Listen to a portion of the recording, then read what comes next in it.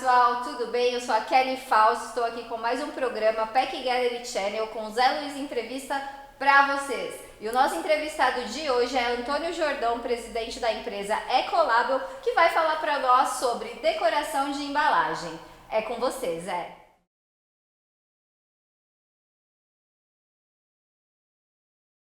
Olá, meus amigos, estamos de volta no nosso Pack Gallery Channel de toda semana. E estamos entrando na sua casa, levando as informações. E lembre-se, fique em casa. Nós levamos as informações até aí, ok?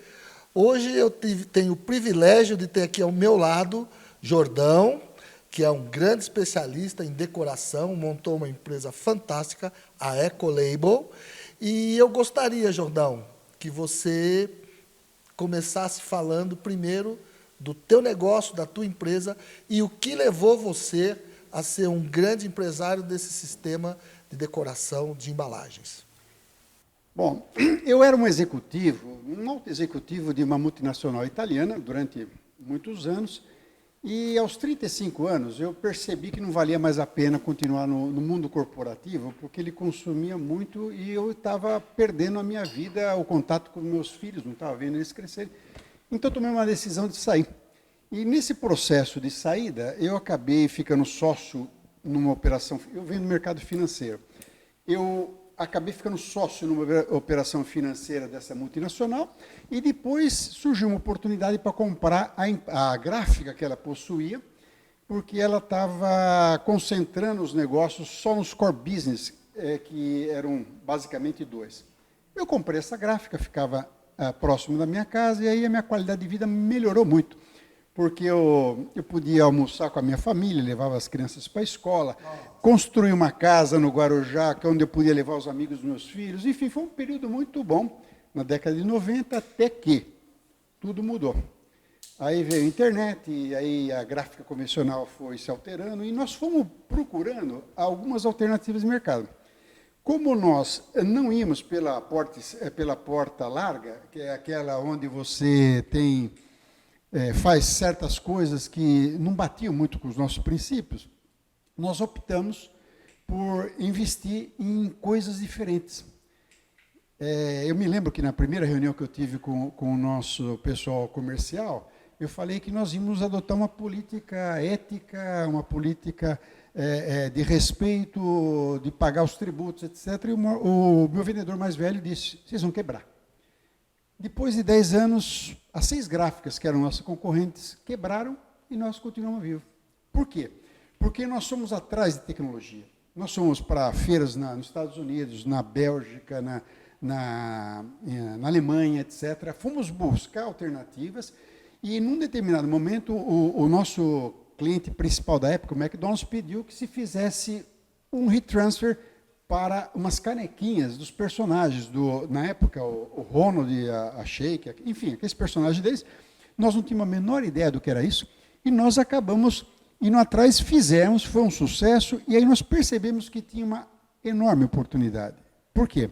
Embora esse produto ele já fosse conhecido fora do Brasil, no Brasil não era muito utilizado, e mais ainda, nós enxergamos nesse produto um potencial enorme, porque ele tinha características interessantes, era fotográfico, ele tinha a possibilidade de ser utilizado em diversos materiais diferentes e, além de tudo, ele tinha um alto potencial ecológico, sustentável.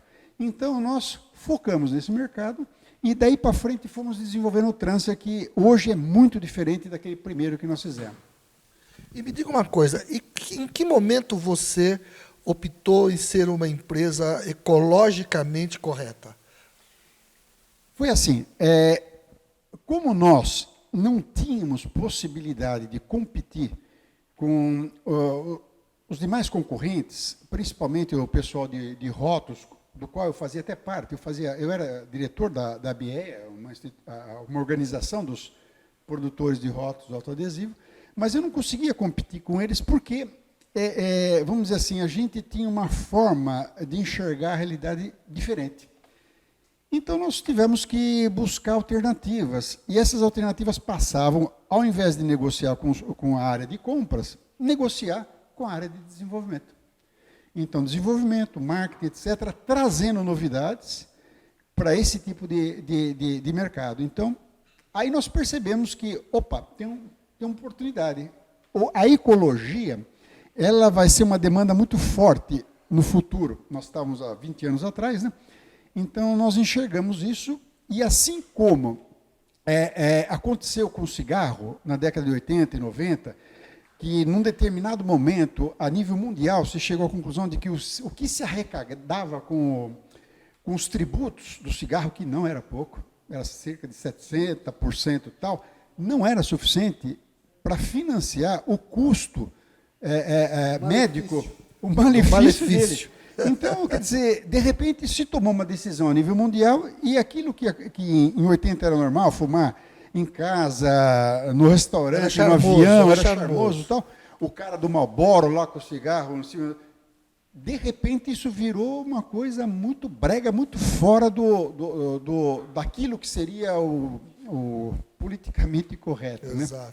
E hoje quem fuma é basicamente marginalizado. Eu acredito que depois que o BIS, que é o Banco Mundial dos Bancos Mundiais, é o Banco de Compensações Financeiras, soltou em janeiro desse ano uma publicação sobre o Green Swan, ou seja, a ameaça de uma crise climática que pode afetar muito a economia mundial, e, para tanto, ele alertava os bancos centrais sobre como agir no caso que isso pudesse prosperar.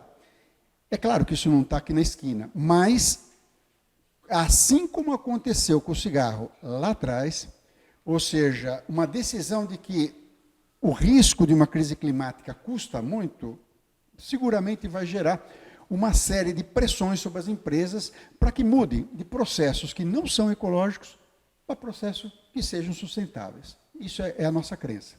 E uma coisa extremamente interessante, o Jordão, me permite mostrar para o nosso público, é o seguinte: o Brasil, em quase sua totalidade, as empresas são formadas por micro, pequenas e médias empresas, ok? As grandes corporações, embora tenham participação de mercado, tenham um share de mercado, mas elas não são as principais geradoras de emprego, isso é sabido, ok? Então, o que acontece? O mercado de aerossol é um mercado bastante pujante, bastante crescente, e vai crescer muito, né, por causa da sua tecnologia nanotécnica. E o que acontece?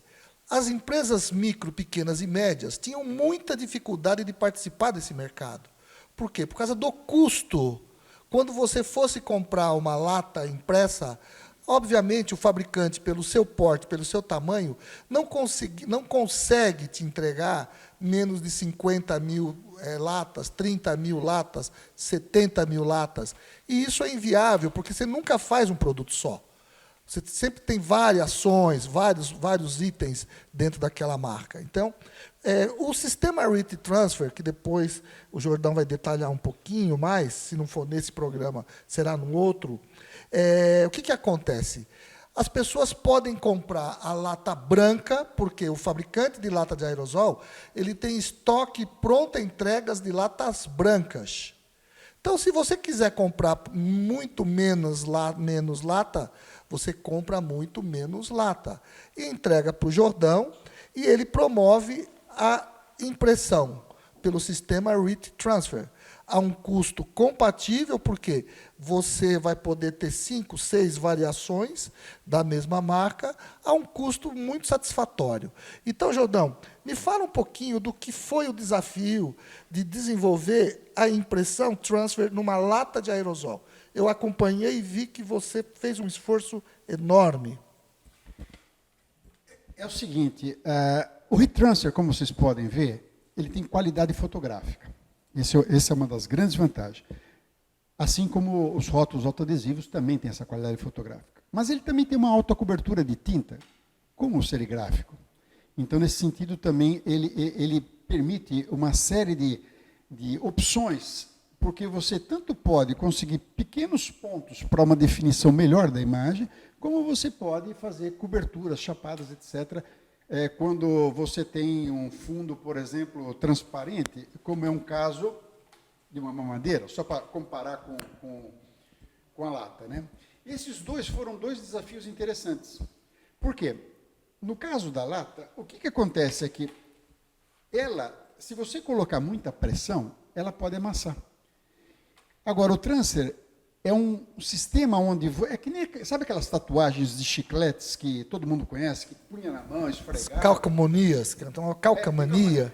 Você esfregava tal, tirava o papelzinho de cima e ficava com aquele decalque na mão. O processo do transfer é igual. A única diferença é que a impressão é de altíssima qualidade e o processo não é só esfregando, mas ele é um processo onde envolve calor, tempo e pressão.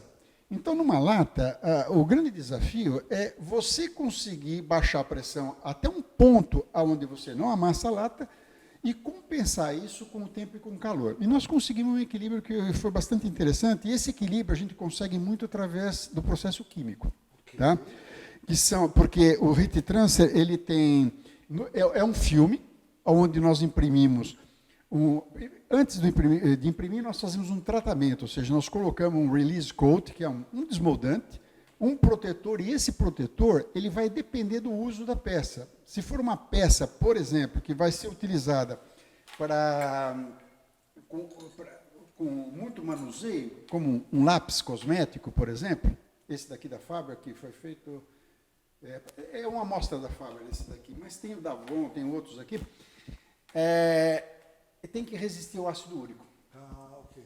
E tem pessoas que têm um ácido úrico, o cara pega isso daqui, o negócio derrete. Então, a gente sofreu muito, porque a gente forneceu durante muitos anos para a BIC todas aquelas artes que eram Mickey, Minnie, Barbie, Bob Esponja, Hot Wheels, enfim, todo esse pessoal aí. Eram 38 licenças. E tinha que resistir a todas essas pessoas que têm diversas graduações de ácido úrico. E no final nós conseguimos equilibrar isso sim. A mamadeira também é um outro caso, porque no Brasil as mães dão mamar para a criança na mamadeira e depois fazem o quê? Elas fervem durante 15 minutos uma peça dessa. Nossa, que teste! Esse é o teste final, né? É o teste final. E tem que resistir. E o problema é que não é só uma vez, são várias. Porque a criança continua mamando e ela continua fazendo isso. Lá fora, muitas vezes se usam alguns produtos, tipo o Milton, que é um negocinho que você põe na água e tal, e ele esteriliza. Mas aqui no Brasil a cultura é diferente, tem que ferver. Então o nosso produto tem que resistir. Assim como também, por exemplo, se você vai para o vidro, que é um outro produto interessante, que nós levamos muito tempo para conseguir chegar nessa resistência, o vidro, principalmente para perfume, o teste é feito de uma forma muito agressiva. Se espirra aqui componentes químicos que são solventes de tinta e se deixa uns 10 minutos em cima da peça para agredir, depois esfrega, depois mais uma vez esfrega, 6 vezes. Então, 1 hora você fica espirrando e fica esfregando e o último algodãozinho tem que sair branquinho. Essa daqui já é assim. Enfim, a gente teve desafios de várias naturezas e eles já foram superados. O produto é um produto que, além de ter uma altíssima resistência, como nós fazemos toda a linha de garrafas térmicas do principal fabricante de garrafas térmicas no Brasil, e a garrafa térmica é lavada com detergente, com sabão, com não sei o que lá, e resiste. Tá? Enfim, nós investimos muito nessa tecnologia, principalmente química. E tem uma coisa que eu queria acrescentar, quando você falou, olha, e aí a pessoa manda lá para o Jordão, Jordão grava. É uma das alternativas. Mas a alternativa que a gente mais gosta é de colocar uma máquina na fábrica do cliente, porque muitas vezes o cliente está longe. Sim, ele está em Goiás, está no Rio Grande do Sul, está não sei aonde, e colocar uma máquina. Nós temos técnicos que dão treinamento. Tá? Ótimo, e, por exemplo, você que gosta da Amazônia, quando nós fornecíamos para a BIC, todo mês de julho eu tinha um técnico que passava o mês inteiro lá treinando o pessoal. Olha isso. Ele ia para lá, treinava, formava, fazia, etc. Porque aí tinha um momento onde se fazia volta às aulas, aí depois fechava aquela operação durante uns meses, e quando voltava já também não eram as mesmas pessoas. Então, de novo, ele ia lá. Foram vários anos que nós fizemos isso. Então, hoje eu tenho máquinas no Sul, tenho máquinas em Minas, máquinas em São Paulo, etc. Em alguns casos, os clientes preferem comprar. Em outros casos, eles preferem fazer um comodato. Ou seja, nós colocamos equipamento lá sem custo, mas mediante um contrato de fornecimento por um certo período. E isso é bom porque, principalmente no cosmético, tem muita gente longe de São Paulo, né? E o cosmético é um mercado onde nós estamos indo agora para agregar uma série de coisas que nós desenvolvemos ao longo dos anos, principalmente no mercado promocional. Ou seja, nós desenvolvemos tintas que brilham no escuro, tinta que muda de cor, tinta que é metálica, e esse metálico você pode ter um metálico prata convencional, azul, vermelho, etc, etc. Nós conseguimos tudo isso junto com a qualidade fotográfica, ou seja, diferente de um hot stamp, só que ele só coloca aquele chapado e não coloca mais nada. Nós não. Nós combinamos essas coisas. Olha que bonito. Bom, o que vocês perceberam é que o Jordão, entre outras coisas, além de ser apaixonado, dá para perceber pelo entusiasmo dele, vocês percebem que ele é um profundo conhecedor de sistemas de impressão, de decoração, é fantástico, ok? Bom, Jordão, para a gente encerrar, eu gostaria que você mandasse uma mensagem para quem está nos vendo, e sempre deixando claro que nesse momento você está sendo visto no mundo inteiro, ok? Nossos amigos espalhados pelo planeta estão sintonizados, conectados, e um detalhe, eles se encarregam de reenviar para todas as redes deles, né? Então, nós ganhamos uma visibilidade global. Então, mande a sua mensagem para os nossos espectadores. Bom, o que eu poderia dizer para vocês é o seguinte, que eu acho interessante. Entrem no nosso canal no YouTube, youtube.com/ecolabel, você escreve Ecolabel, tá? E lá vocês vão ter alguns vídeos que vão se aprofundar um pouco mais no que é o heat transfer, assim como os equipamentos que são utilizados para isso. Nós também, no processo, desenvolvemos várias máquinas para vários tipos de produtos, algumas que são máquinas semiautomáticas, outras automáticas, dependendo do perfil e da necessidade do cliente. E lá vocês vão encontrar tudo isso. E visite também o nosso site, que é o www.ecolabel.com.br. Eu acho que vale a pena. Vocês vão ver coisas muito interessantes e vão enxergar algumas oportunidades que muitas vezes a gente nem imagina que existam. Coisas que nós fomos garimpando em várias feiras na Europa, nos Estados Unidos, coisas que hoje a gente está trazendo e que a gente percebe que agrega muito valor. Nós trabalhamos com alguns clientes de primeira linha aqui no Brasil há muitos anos e temos uma parceria estável com todos eles, o que, vamos dizer assim, confirma a qualidade desse produto e do nosso serviço. Ok. Gente, o que eu gostaria de deixar uma mensagem hoje para vocês é referente à opção pela ecologia, né? É fantástico esse momento que nós estamos vivendo aqui. Todos os nossos entrevistados são ecologicamente corretos. Sempre deem opção para as empresas que têm compromisso com o meio ambiente, tá? Nós temos que mudar a visão, a percepção das nossas operações, ok? Uma crise como essa que nós estamos vivendo, mesmo com todas as tragédias que ela embarca, vai passar, tá? Nós vamos sobreviver, vai passar. Gente, uma crise ambiental, talvez a gente não sobreviva, ok? Então, prestem muita atenção nessas questões ambientais. São detalhes que, às vezes, faz a grande diferença lá na frente. Então, eu quero brindar com o meu amigo Jordão. Jordãozinho, aqui... Não. Vamos lá. Só falta você ser outro que não bebe vinho também. Não bebo, claro. Então tá bom. Se não beber vinho, não volta mais. Pessoal, felicidade para vocês. Tá bom? Até. E é isso, pessoal. O nosso programa Pack Gallery Channel desta semana fica por aqui. Deixe seu joinha e lembre-se de nos seguir em todas as nossas redes sociais, que estão todas aqui embaixo. Obrigada e até a semana que vem. Tchau, tchau.